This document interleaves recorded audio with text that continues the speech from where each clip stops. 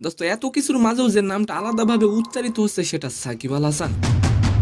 বাংলাদেশ ক্রিকেটের অবিচ্ছেদ্য অংশ হয়ে থাকা সাকিব বেশ কিছুদিন ধরেই নেই লাল সবুজের জার্সিটির সঙ্গে।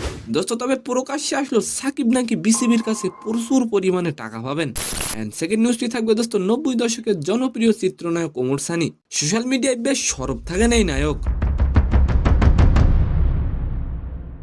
দোস্ত আর এবার সয়াবিন তেলের সংকট নিয়ে কড়া মন্তব্য করলেন ওমর সানি। তো নিউজ দুটি জানতে অবশ্যই ভিডিওটি সম্পূর্ণ দেখবেন। দোস্ত গতকাল 3 মার্চ বোর্ড সভায় বসেছিল বিসিবি। সেখান থেকে সিদ্ধান্ত এসেছে ক্রিকেটারদের বেতন বৃদ্ধির।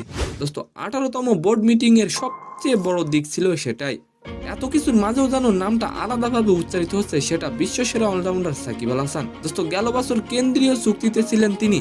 আচ্ছা, সাকিবকে দেশে এনে আবার জাতীয় দলে খেলানো উচিত, এই বিষয়ে অবশ্যই আপনি একটি কমেন্ট করে যাবেন। দোস্ত জানা গেছে সাকিবের ব্যাংক অ্যাকাউন্ট জব্দ থাকার কারণে গেল বছরের সেপ্টেম্বর, অক্টোবর, নভেম্বর ও ডিসেম্বর মাসের বেতন পাননি সাকিব আল হাসান। যে কারণে ট্যাক্স বাদ দিলেও এখনও বিসিবির কাছে সাকিব আল হাসান 48 লক্ষ টাকা পাবেন। অ্যান্ড সেকেন্ড নিউজটি হলো দোস্ত, সামাজিক যোগাযোগ মাধ্যমে ওমর সানি লেখেন, হঠাৎ করেই সয়াবিন তেল উধাও, তার মানে এখনও আপনাদের হারামিপনা কমে নাই। এই সিন্ডিকেটগুলোকে গণপিটুনির ব্যবস্থা করা দরকার, তাছাড়া কোনো উপায় নেই। দোস্ত ওমর সানি আরো বলেন, দয়া করে সিন্ডিকেট করে জিনিসপত্রের দাম বাড়াবেন না। সম্মানিত দর্শক, আজকের ভিডিওটি কেমন লাগলো অবশ্যই কমেন্ট বক্সে জানাবেন। আর ভিডিওটি যদি ভালো লাগে অবশ্যই একটি লাইক দিয়ে আমাদের চ্যানেলটিকে সাবস্ক্রাইব করে দিবেন। ধন্যবাদ।